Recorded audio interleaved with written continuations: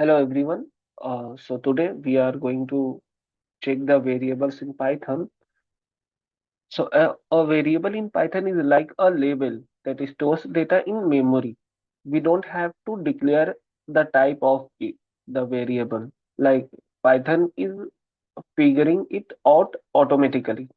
So like here, this is an example. Here, age is equal to 25.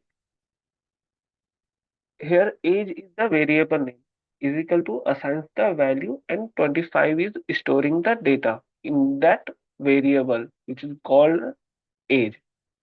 And if we want to change the value like here age is equal to 30.